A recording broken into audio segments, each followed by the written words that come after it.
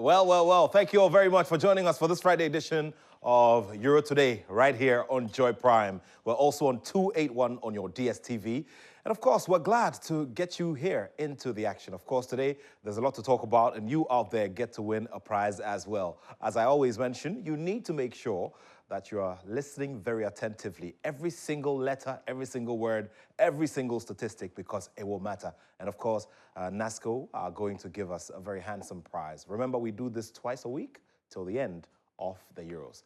Well, it's round of 16 action, and how did we all get here? Well, we're going to be talking about all of that right here on the show, and we'll be looking ahead to seeing who will make it from the first set of 4 games that will be played this weekend. And I know you've also got some thoughts to share as well, but let's take the specialist opinion of my guest here in the studio, as we always do.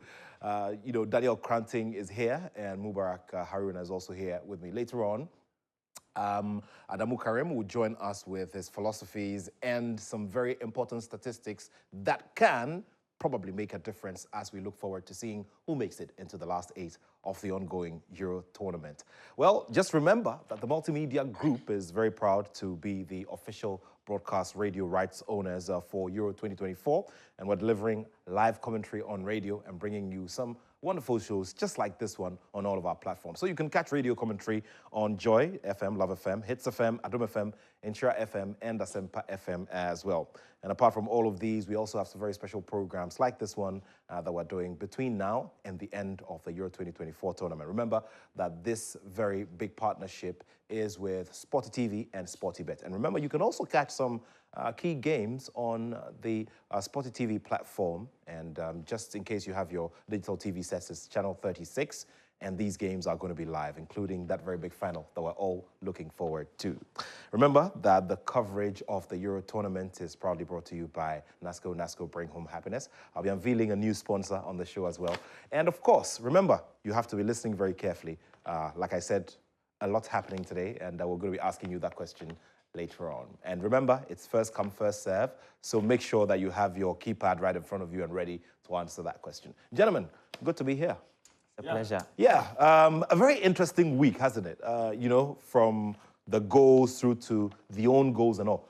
I don't know about this, but I don't know why we've had an incidence of, own goals and a lot of blunders in defense at this tournament. It's been on a rather high level. Yeah, and it's, as you said, it's quite interesting because you expect the level to be a notch higher. But it's 2 things. It's there are unforced errors and then there are also forced errors. I think most of the own goals we've seen have been forced. It's the attacking team who have pressured the defensive team into making mistakes. So that is technically part of the game. The unforced errors have not been too many. The only one I can think about is that Turkey mistake, back pass to the goalkeeper. But the rest have been pretty straightforward. You remember Calafio's own goal against Spain.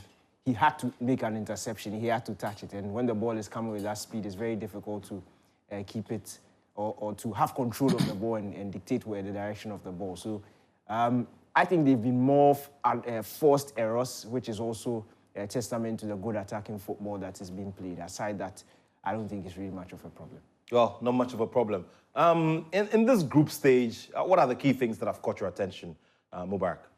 I think we haven't seen many upsets. I think just Belgium's loss to Slovakia, that's just the major upset. But aside that, I think the performances of the teams, if you monitor the teams from the pre-tournament till now, most of them are performing at that same level. Others that we expected them to perform a notch higher are doing that. Germany, Spain, Austria. The others who are also underperforming. We saw that. We saw signs before the tournament began. So not so much about the performances of the teams, but I think the interesting thing is about the performance of individuals. Some of the players have been very, very good. They are really doing very well in this tournament. You can talk about Musiala, you can talk about Florian of Germany, Lamine Yamal, someone that Daniel doesn't want to hear his name, but he's still performing. And players that we think would do very well are not really performing. I can talk about Cristiano Ronaldo. I think he hasn't been at his best in this tournament. Daniel might disagree, but that is my objective opinion. So yes, there are some players that we really didn't rate them before the tournament began, and they are just taking it by storm. A key one would be the Italian centre-back, Riccardo Calafiori. He has done impressively well in this tournament. Well, who has impressed you? Well, those who have impressed will be called upon in the round of 16, and they would have to deliver. Well, so let's see how things go. Let's do a round of messages, and after that, we'll be getting into the business of the statistics, the figures, and who we expect to go through this phase. Remember, no more games without goals, because the goals have to be scored some way, somehow, because some have to stay and some have to go home. Remember that this live coverage of the Euro tournament and all of the programming is proudly brought to you by NASCO. NASCO Bring Home Happiness and Heritage Christian College. We continue the conversations immediately after this round of messages right here on Joy Prime. Prime and also on 281 on DSTV. We'd like to say a very big thank you to Nake Clothing for making us look smooth this this Friday. Danny K was getting some, what do you call the word? It's compliments, right? Yeah, but these compliments have come a little too late in the day. You know what I'm talking about. It's because of the journey you traveled some months ago. Yeah, I know what to do to silence Danny K. But there was a conversation going on when we were going for the commercial, round of commercials. Now, I want us to revive it here because, gentlemen, we're talking about, what has happened in the first round, and we're going to do some highlights. But, this Cristiano Ronaldo subject and what he even wants to achieve with this tournament is one very big thing, because we do know that the Cristiano Ronaldo of 6-7 years ago is not the same Cristiano Ronaldo we know today. And is his presence on the pitch making any impact for Portugal, for instance? Is it going to be of any use now that we're in the round of 16? Yeah, this subject is a very interesting one because a narrative has been driven so often to the point that people actually believe that Ronaldo doesn't serve any purpose. And for me, okay, this is TV, but it's a very difficult thing to understand. Now, let's look at the first game. The same people who criticize him and say he only just scores are now choosing not to look past the goals. He hasn't scored in this competition, so then what has he done? First game, he created the most chances in that game. Portugal won by 2-1. Nobody's talking about it. Second game, he gave an assist to become the all-time assist leader in the Euros. Nobody's talking about it because they say he's selfish. But ask the people who are telling you that Ronaldo is selfish, how a selfish player has created the most goals in Euros history. How a selfish player has created the most goals in Champions League history. There's something wrong there. Yeah. There's evidence to show that it is not true. That narrative is clearly not true. This isn't the first time, even in Euros, that Ronaldo had a one-on-one and chose to pass it to a teammate. In 2008, it's the same thing panned out. Ronaldo was through on goal. He had a record to chase, and then he decided to give it to Quaresma. Quaresma tapped it in. It's things that, if you watch enough football, you know that these things, you will not be allowed, you will not allow yourself to be brainwashed by some of these things. But the point is, Ronaldo is serving a purpose in this Portuguese team. That's why he's playing. If you say otherwise, you are basically saying Portugal is playing 10 against 11 in every game, which is not the case. Yes, the goals have dried up because there's a lack of service, but he's obviously doing other things. Okay, Mubarak? Well, you see, nobody is gullible here, but we all venerate Cristiano Ronaldo largely because of his numbers, and it largely has to do with his goals. Cristiano Ronaldo is a different type of player when he first burst onto the scene at Manchester United, when he was taking on players, when he was crossing, when he was scoring goals, assisting, showing enough work rate and all that. But at Real Madrid, at Juventus, and subsequently at United, and now in Saudi Arabia, he is a prolific scorer. And it is something that we venerate Cristiano Ronaldo for. He scores goals. He's Mr. Champions League. Why? Because he has most goals. I'm not saying he's selfish or he doesn't assist. He does that as well. He's got that in his locker. But largely, he's known for scoring goals. At the moment, he has played 3 matches for Portugal. Portugal they've scored 2 in their first game. They scored 3 in their second game. In their third game, they didn't score any. So in 3 games, 5 goals. Cristiano Ronaldo is yet to score any. And it is the first time he hasn't scored at a group stages at the Euros. It's the first time in history for a player like Cristiano Ronaldo. that is a blemish on his career. My point is that he's a fantastic player. Anybody who belittles Cristiano Ronaldo does that at their own peril. But the fact of the matter is that he is not at his best at the moment. Well, we'll take you into the... That's not fact, by the way. Well, no, How many but goals has he Danny K, scored? Cristiano Ronaldo is not at his best at the moment. Otherwise, he would have done even more. We do know. And he's somebody who likes to push himself. And that one, all these are facts. So, you know, I know it's your not facts, Portuguese... that's cool. Yeah, I know your Portuguese lineage, and sometimes, you know, how difficult it is for you to, you know... No, it's get an into opinion, it's something. not fact. So how many goals has he scored, Daniel? Now, we'll bring you some highlights from the first round, some that you probably may have missed, and then we get ourselves into the meat for the day, which is all of these. So let's do a quick review of the group stages and how it all went.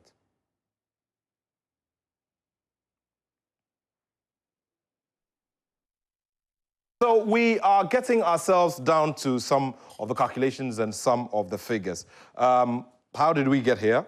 We'll just let you see how we got here and you know how it had to be last gasp for some of the teams in you know, the group stage. A wonderful atmosphere created definitely in the stands, and hey, good old Germany doing it and scoring a very good number of goals. In fact, having a 4-goal advantage ahead of the second place team, which was Switzerland. Okay, so 7 points for Germany, you know, 5 for Switzerland, Hungary getting 3, and Scotland getting 1 point. Now, you know, Germany having, you know, the likes of Manuel Neuer there, you know, one man who sure is very, very experienced on this stage, has won the FIFA World Cup. We're definitely looking for this to add to it. Yeah, and not just him, Toni Kroos also. Yeah, Toni Kroos, a wonderful career for Toni Kroos as well. Super player. Yeah. Yeah, well deserved. I'm happy they won that group. That was a solid performance. Yeah, In the and then Spain. Spain came in with very high ratings. So this amassing of points definitely is not a surprise for any of us. Spain getting their 9 points, Italy getting 4, the defending champions, and then Croatia on 2, and Albania on 2. Spain are on Yeah, I think they haven't disappointed. They have proven that they are head and shoulders above all the teams in that group. Even their second string side did the work against Albania. It tells you how strong they are, how formidable they are. They haven't conceded any goal, and they've scored about 5 goals. So credit to them. I think it's well deserved. Okay, so there we go. Croatia, we really wish that Croatia could have, you know, stepped up their game and given us proof of their quality like they did in 2018 when they went to the final of the FIFA World Cup. Now, there we are, England. England scraping through with their 5 points, Denmark there, Slovenia there as well, and then Serbia. This, until the final day, was a very, you know, very tough situation. We couldn't really tell. Yeah, very tricky group. The most boring group. Yeah, 4 very poor sides. And when you have 4 very poor sides, you're obviously going to have lots of poor games, poor quality games. But I think these teams will be exposed. Those who have qualified will be exposed in the round of 16, so I can't wait. Okay, so the teams will be exposed in the round of 16. These are the words of Danny K. And so we'll see how things go, especially with England, who always want to lay claim to the trophy, especially when they see a bit of quality. Let's talk about, you know, France, Austria, Netherlands, and Poland. Well, the Netherlands are wrapping up as one of the highest performing third-place teams in the group stage. And of course, Austria. Austria may be, you know, ahead of the tournament, we did the analysis and we spoke about how consistent they had been, because of which this is not too much of a surprise. Yes, Austria, I mean, they've proven beyond reasonable doubt how good they are, how strong they are defensively, and they've been able to refine and perfect their high-pressing style of play, implemented by the father of Gengen pressing, Ralf Ragnick. Someone Daniel doesn't want to hear, but I'll still say it. Yes, I'm just true. Why is it I don't want to hear? It's true. Well, now I'm just disappointed with the Netherlands. I felt they had more quality players and they should have done better, especially in the game against France, especially in the game against Austria as well. But they were loose at the back. They've conceded a couple of goals, and I think they will be my disappointment of the tournament. Finishing third in a group like this is nothing to write home about. And with all the quality in there as well. Yes, Memphis Depay, Gakpo, and the likes, they should have done better. All right, so let's get down to Group E, Romania. Another very interesting set, Romania, Belgium, Slovakia, and Ukraine. 4-4-4-4. A very painful group. Maybe UEFA will have a conversation and change the rules, because this is painful. You finish bottom of your group with 4 points. Somebody is finishing with 3 points. Terrible goal difference, but they are making the round of 16 by virtue of the group they found themselves in. This was, I think, the most competitive group. And truth be told, when you look at the quality, not in terms of the names on the paper, but the content of the squad, you understand why this group ended the way it did. Very close quality. Yes, the Belgians slightly an edge above the rest, but you always knew they were going to have to work for a qualification. And I'm sad. I feel sorry for Ukraine. I feel sorry for Ukraine, because it's that goal difference. And okay, even if they didn't concede, Slovakia will also have finished in 4-4. It's just a sad group to be in, but yeah, like that's life sometimes. Okay, so here we go. And then, you know, Danny K's Portugal. Portugal, they're on their 6 points, an advantage of 2 goals. 6 points for Turkey. And then Georgia came in with their 4 points as well, being once again one of the highest performing third-place teams. And then Czech Republic on 1. Yes, Czech Republic, I felt they had almost everything to do better. They should have beaten Georgia. It was a game that they had over 10 attempts on target, but they couldn't just find the back of the net. That was a huge disappointment on their part. And to go home with just a point is so disappointing. The players were there. They have a very good squad, capable of, at the very least, winning a game at a tournament, but they couldn't do so. For Portugal and Turkey, I think it was clear that they are the best teams in the group, and they deservedly went through. Okay, so there it is. Very, very interesting set of teams and set of results as well. Now we'd have to talk about your disappointments and who's impressed you so far. Let's begin with you, Mubarak. Players or teams? Teams. Well, teams, I think teams, I would go with Serbia. Serbia because, first of all, they have considerably, well, not considerably, but moderately, they have some big players in their squad, players that have experience about European football, players that have played for teams in Europe. They have competed against the best in Europe, Tadic, Mitrovic, Vlahovic, who plays for Juventus. So the names were there, and when you look at their group, they have someone like Slovenia, Denmark, who they could have competed with, okay, and then they should have secured 3 points against these sides. But they were able to master just 2 points, and it was a team that have created the least opportunities, or yes, the least opportunities in this tournament. They've scored just a goal, I think, in this tournament against a really, really poor team like Denmark, Slovenia, and England. And for me, they are my biggest disappointment in this tournament, Serbia. Okay, so we could talk about players as well, right? Yeah. Players. I'm not going to mention Ronaldo, don't worry, Daniel. I don't agree, so you can feel free to mention, but it doesn't mean I agree. My biggest disappointment in terms of players, I feel it should be, look at the squad, you look through. I think it's Mitrovic, still in the Serbian team. Mitrovic, the reason why he's been praised, especially during his days at Fulham and in the English Premier League, is because of his ability to score goals. Okay, and he's done that throughout his career. He had a couple of opportunities. Even England, they let England off the hook because he had some really good chance when Alexander-Arnold lost the ball just on the edge of the penalty area. It was a chance for him to score, and he missed that particular opportunity. I think he would be my biggest disappointment in terms of the player's viewpoint. Okay, let's come to you, Danny K. Who impressed the most? And who impressed, I think, for me, is Spain. Okay. For me, Spain, because the group they found themselves, and I thought, yes, I'm not surprised they qualified, but the manner in which they did it, and winning all 3 games, not conceding a single goal, I think that was really impressive. And also,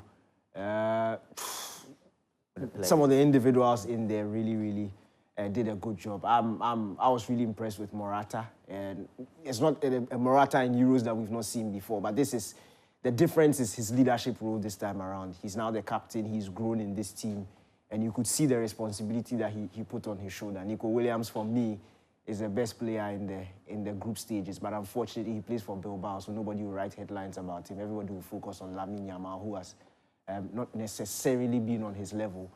But you will laugh, but it's true. But it's almost impossible to see because the guy plays for Barcelona. But that's fine. You talk about a team that has disappointed me in the group stages is France. I'm not too worried about them in the knockout rounds, but I expected a statement win by now, something to show us what they are made up of. Mbappe himself has not necessarily been up to his level. Yes, he's played 2 games out of 3, but even in those, he's not really shown the class that we know he possesses. I'm not too surprised with the performances of England and some of their individuals, so I'll not necessarily say they've disappointed me. It's gone according to what I expected. But yeah, that is that. But again, you can't, and this is tournament football, it's always spring surprises. You can't look at the group stages and judge who will win the competition. So let's pipe down. All right, so that's it. Nico Williams, the younger brother of Inaki Williams. A very interesting story in there. So Inaki decided to play for Ghana. Nico remaining there in Spain. You do remember the story of the Boateng brothers, don't you? And a whole episode on its own. Well, let's see how things go, especially with, you know, his brother Inaki and the Black Stars. We want to see him score some more goals, but the system has to be created around him. Well, today is not about the AFCON or the Black Stars, it's the Euros. The question is coming up very shortly, so get yourselves ready for it. Remember, a big reward from NASCO. NASCO, bring home happiness. Well, we'll do the preview to the round of 16 right here, so you'd have to stay with us. Once again, we'd like to say a very big thank you to Nake Clothing for making us look good this Friday. Commercials, and after that, we get down to the round of 16. Okay, time to get philosophical, time to look at some very raw figures, now, you know, the real figures that make the things happen. Karim joins us now for more. And today, there's a different walk. Karim, good to see you. Good to be here. I know you want to ask a question, so go ahead, yeah. Yeah, go ahead. Since I came to the office, Yeah. I'll go to Joy Prime. The shirt is nice. I'll go to my Joy Online. The shirt is nice. Then I say, the shirt is nice. That doesn't mean me, I'm ugly. It's because I'm handsome. That's why the shirt is nice on me. It's not because, this is for pa. What's that? This guy.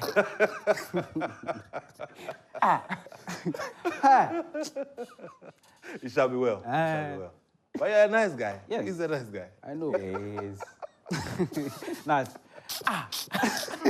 Big ups to Nake one more time. You know, you're putting Karim into a lot of trouble. Thank you so much. Mubarak, at the Euros, which team has the best squad? Spain. Squad. Danny? Best squad. Squad. I won't Player tell for player. I won't tell you what you want to hear. Vital. It's France. That's what you think. That's what I know.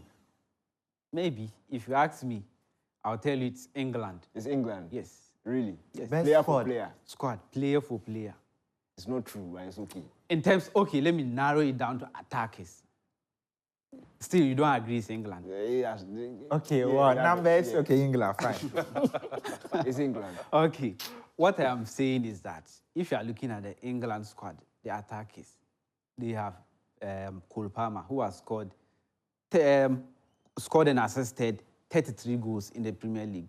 Then you go to the La Liga, the best player, Jude Bellingham, 19 goals. scored 19 and assisted 6. Then you go to Serie A, Bundesliga, Harry Kane, 44 goals and assists. Charlie, and you come to the Euros. What are you doing with all these players? It means that you have to give them something to thrive on. But still, now let's go to the numbers. What I'm doing today is everybody has been talking about England, how underwhelming they are at this tournament. So I'm just going to sit down to see what are they doing.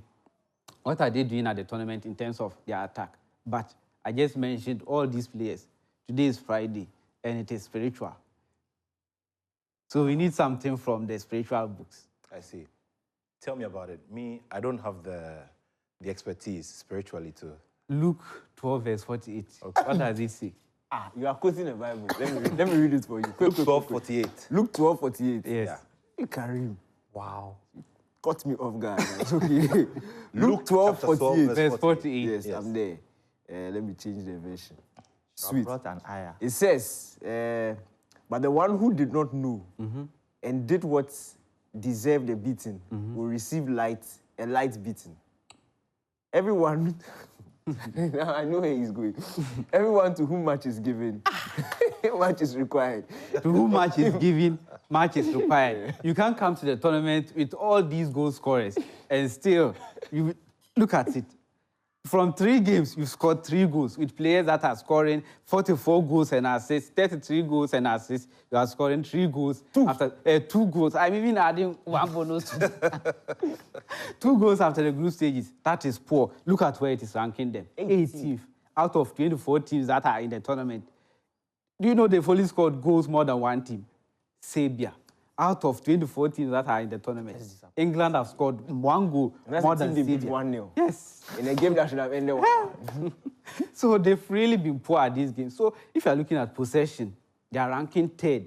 But what are they doing with it? It's not ending up in goals. Maybe they are unlucky or something. Let's look at the expected goals. If you're unlucky, the expected goals will tell us that you are creating much, but you are not scoring. Look at where it is.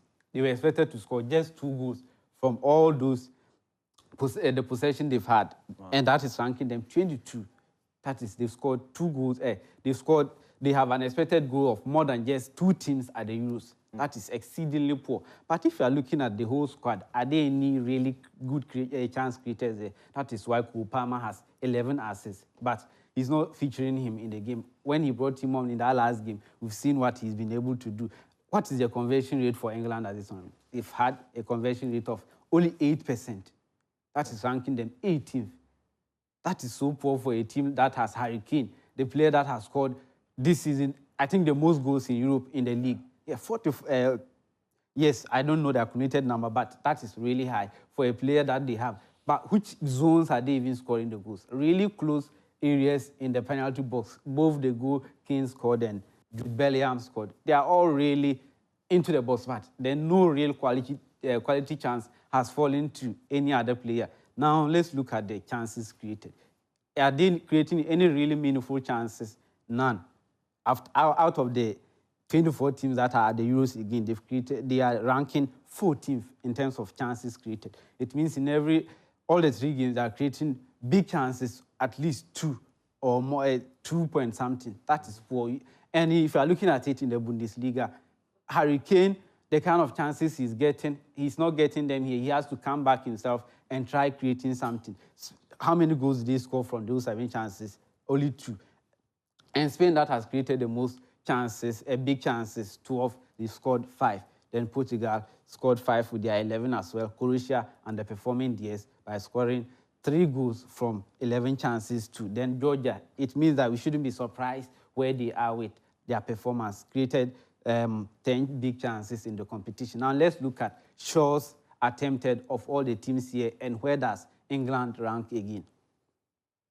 So these are the shots attempted, total shots, not shots on target. So the team that is at the highest at the top of it is Germany. They will tell you that the number of times you try, that is how likely it is for you to score. And Germany, they've attempted 40 shots, and they are the team that has scored the most goals, 8 goals in the competition. And Spain, next to them with 37, they've also scored 5. But again, where is England? They are ranking 17th with 23 shots attempted. If you are looking at it in the Bundesliga, in a game, Harry Kane is attempting at least 4 shots. And here, you are looking at it, he's attempting just above 2 shots in a game at the Euros after 3 group games. Maybe they will be telling us that if a team suffers and gets out of the group stage, maybe something will click for them. And we hope Southgate will get them the system to. Yes. I am hoping I don't support them. I don't support them, but I just hope Southgate will give them a system that will get them the results. But Karim, I saw a very interesting trend in all the numbers you've put, and I'll bring it back to Mubarak. When you looked at the expected goals, Portugal is in top 3. Yes. You look at the chances created, Portugal is in top 3. You look at total shots, Portugal is in top 3. Yet out of the 36 shots that Portugal have taken, Ronaldo has taken only 7.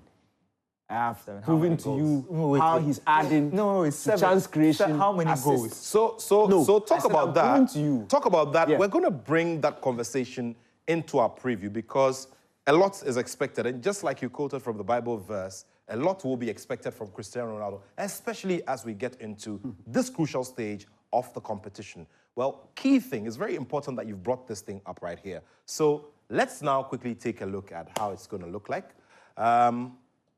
There it is, and this is the trophy. But which 2 teams will make it to fill these 2 spots? Well, this is what it's going to look like now. So, Saturday games? we'll go through the games that will be played on Saturday, where Germany played Denmark, and then Spain also play Georgia. All right, Karim, thank you so much. It's been wonderful having you, but you're a nice guy. I mean, I'm sure that's why. We are all nice. Are you jealous? Yes, I am. All right. Thanks so much, Karim. You all the best. All the best. All right. So still here, and now we're quickly taking a look at the situation, on the qualification board. So Spain going up against Georgia. That should be a very interesting one there. But once again, the big name teams will sometimes crumble. But what is the probability with the kind of form that Georgia has shown so far? Look, it's not happening. Even in their best game in this competition against a second-string Portuguese team, they still created or conceded tons of chances. In fact, had the XG been accurately converted, Portugal would have scored 2 goals in that game. Georgia were gifted this, a penalty and an direct error leading to goal. So when it comes to the chances they actually created, that didn't really amount to a lot. So yes, the performance was spirited, but when you look at the key details in terms of the numbers, it was a game that went against the run of play. Spain are not going to give you that luxury. We saw them in the group stages. I think this game will follow the trend that we've seen. Spain will completely dominate. They'll create tons of chances. And this game could be over by the first half. I'll not be surprised by that. Over by the first half? Yeah, I think so. Not giving any chance at all for any, holding play by Georgia that could No, you give the generic line, in football, anything can happen, but we know what is going to happen. Okay. Danny K says he knows what's going to happen. Well, nothing different from what he said. I think Spain are obviously the better team. Georgia, when you look at their performance, even against Portugal, there was no round of 16 qualification for them. They had already qualified, so there was virtually nothing at stake. And so I think they didn't really put themselves into the game. They didn't up their game. And having conceded the early goal, they were more or less on the back foot. So Georgia had to play on the break to score. So, but with Spain, you wouldn't even have the ball. They are going to dominate possession. They are going to create more chances. And they are ruthless in front of goal. So I think it's just a done deal for Spain. Okay, done deal for Spain indeed. Well, so this is the situation now, just before we go to the next game. This rice cooker, this electric 1.2-liter rice cooker is going away. We're going to be giving it away here on the show. And it's after we get the correct answer to this question. So it's very simple. It's right there at the bottom of the screen. And my question is, who is England's leading scorer at the European Championship, also known as the Euros, and how many goals did he score? It's very, very simple. Well, you are not allowed to answer that question, so so this is definitely not coming to you. So we have put the phone number right there. Be fast in dialing it. Give me the answer, and we'll be presenting this to you very, very shortly. So remember, once again, the question is, who is England's highest scorer at the Euro Championship, and how many goals has he scored? Very simple, isn't it? Well, unfortunately, Mubarak cannot answer that question because he's right here with us. You out there who are watching us can answer and win this. We're very grateful to NASCO. NASCO Bring Home Happiness. They're giving away this rice cooker right here on the show. Okay, Danny, after saying that we are looking at a Spain go through and fill this spot, now we're looking at this scenario where Germany, are going up against Denmark. Now, Germany, not exactly giving you the 100% you're looking for. When it comes to 100%, and I'm very sure that that's the reason why you have given that stamp of approval to Spain. Germany have not exactly given us that, but they are the hosts, and based on their being in the competition, we have some electric atmosphere in the stands as well. What's going to happen from what you see? Look, Germany's last group game against Switzerland was expected to be tough. The Swiss are a very stubborn team to break down. Denmark, and I'll repeat again, they were in the poorest group in the Euros, the most boring, terrible football. Only one win was registered in that group. Just hold on a little bit because we have one caller. Remember, one caller gets me the answer, and that's it. Well, let's speak to Alfred. Alfred, good morning. How are you doing? Good morning, I'm fine. How are you? I'm great, I'm great. Good to have you here on the show. So my question is very simple. Who is England's highest scorer at the Euros and how many goals has he scored for this rice cooker from NASCO? It's Harry Kane, 4 goals. It is incorrect, I'm sorry. So would give the opportunity to another caller. You'd have to get the facts right. Harry Kane is one of them, but he's not the highest scorer at the European Championships. So you get back to us. Well, we'll give another opportunity to another caller. Well, yeah, I know Danny K is just really buzzing. You know, he's just eyeing the rice cooker and how he can use it to prepare. You know, Is there noodles? Well? Is there noodles on the side? I see. But do you cook as well? Oh yeah, I'm a chef. They call me Chef Chenku. Kindly reach us. The number is right there at the bottom of your screen. Give us the answer, and you know, would give you this rice cooker. It's from NASCO. NASCO, bring home happiness. Okay, so we're just making a point about you know, the Germany and their group and how, you know, uninspiring they were generally. Yeah, actually the Danes were very uninspiring, a very uninspiring group. I think the 3 teams that qualify from that group, England, Denmark, and Slovenia, would be exposed. The English may sneak through against Slovakia, but that will be their last stop. But Denmark is definitely going out against Germany. Okay, so there it is. So the projection for this game is Spain going through and Germany going through. Boy, oh boy, that will be some some round of 8 game. Well, let me get back on the phone line. I have a caller. Hello, good morning. Hello, good morning. Hello, good morning. Good morning. Edmund, how are you doing? I'm fine, thank you. And you? Great, great, great, great. So the very simple thing we're doing is answer the question, and this rice cooker is yours. Okay, so who is England's highest scorer at the European Championship, and with how many goals? Jude Bellingham with 2 goals. Jude Bellingham with 2 goals? No, that is incorrect. Sorry. Would have to make this another time. Thank you very much for the call, though. So call the number at the bottom. You let us know, and would give you this one. So just figure it out. This is so simple. And the guys here in the studio, they're whispering to themselves. Just make sure you don't whisper the answer. Okay. All right. So like I said, the Euros, the European Championships, the tournament as a platform, okay? We're not talking about this year. We're not talking about the last 2 editions. I'm talking about the total, the sum total of all the competitions in history. Who is England's highest scoring player and with how many goals? Get through to me and this will be yours. Okay, so I understand Mumuni is on the line. Hello, Mumuni. Good morning. Good morning, sir. How are you doing? I'm fine. And you? I'm great. Thanks for asking. Now, give me the answer and let's go. This will be yours. Jude Bellingham. Jude Bellingham, unfortunately, is incorrect.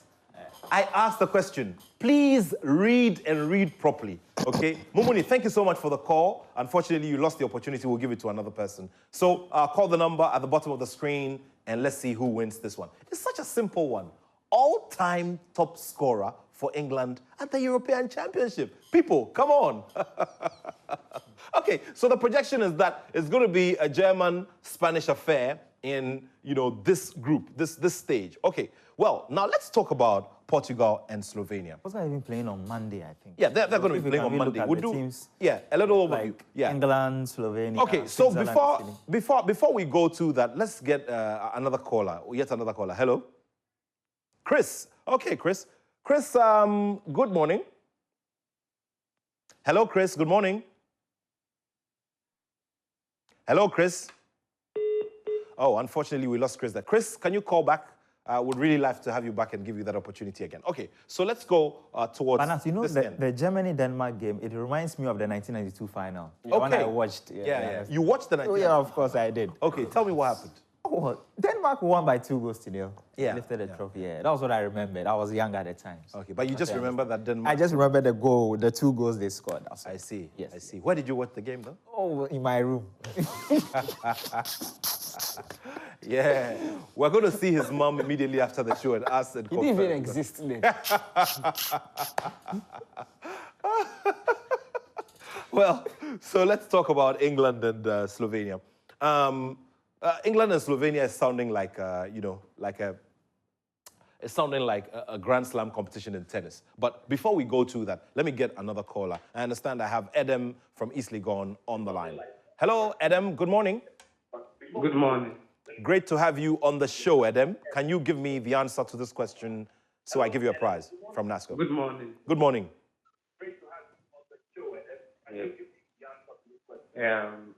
Alan Shearer. Yeah, Alan Shearer, 7 goals. Okay, congratulations to you, Edem. Finally, you got it correct. So you hold on, our producers are going to speak to you, and we're going to do this presentation to you in a few moments. East Legon and our studio is not too far. It will be a great way to start the weekend. NASCO, bring home happiness. This is going to Edem from East Legon. Congratulations. The answer is Alan Shearer with 7 goals. People, come on. You need to listen. I always keep telling you. All right, so let's get down to the business again. We're talking about England now. It's England here at the tournament. England versus Slovenia. Mubarak. Yeah, England, Slovakia, a very difficult game. For those who don't know Slovakia, they defeated Belgium at the group stages, and they are a team that loves possession. They want to dominate possession, and with that, they want to create chances.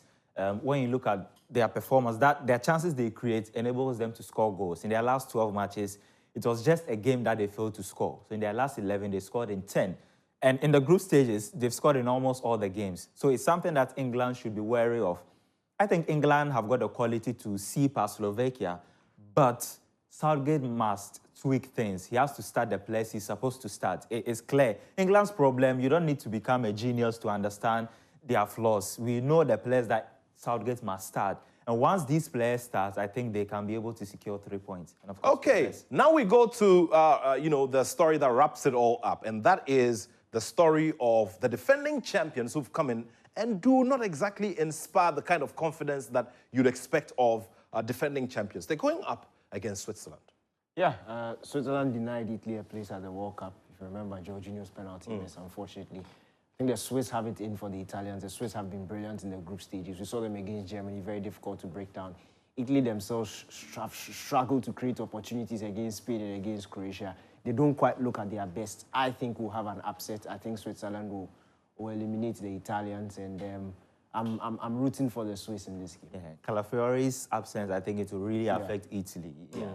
I think the Swiss, they have what it takes. They tormented the backline of Germany, and with the likes of Ndoye, Brill, and Bolo, they are going to really cause damage to the Italian defense. Okay, well, how time flies. But with history, yeah, the last 2 meetings, or the last 11 meetings between Switzerland and Italy are undefeated. Yeah. They've won 5 and they've drawn 6. So when you are going per this historical antecedent, it's likely that Italy, it's like they just have the draws have come in recent. Yeah, in the last 11 games, Italy are undefeated. So it's like they have the knack for defeating Switzerland. But let's see what happens. It's a game of well, football. maybe it could be the story of, it could be the story of Real Madrid and the UEFA Champions League. Madrid, Madrid. I think God created Real Madrid. Quick predictions, goals, score lines. Well, the German... You want goals, right? Ronaldo will score. Okay. And you'll be back here. Ronaldo, Portugal will be playing on Monday, so Monday will be here before the He game. will score. Yeah, but whether they play on Monday or not, it doesn't matter. He says that. If he doesn't, he will be here. All right, so, well, that's it for us. Would like to say once again a very, very big thank you to Justice of Nake Clothing. Justice making us look real good right here. So Nake Clothing has their contacts at the bottom of the screen. So let's meet again on Monday and do a big review of everything that has happened here on the show. We'll be back. We'll be back, and we'll be back to do a very big review. Of course, would like to say a very big thank you as well to our friends from NASCO. NASCO Bring Home Happiness and Christian Heritage Schools. And we have a wonderful weekend coming up. There's going to be live commentary on Joy 99.7 FM as well. So once again, big shouts to all of you. Congratulations to you, Edem, for breaking the deadlock. It was looking very tight for everybody else. But hey, this very nice rice cooker is going to Edem from East Legon. You can also win something out there. Just make sure to follow us. So thanks again to Nake Clothing for our costumes. We'll be back on Monday. Have a wonderful weekend. My name is Nathaniel Atto, and I have love for sport.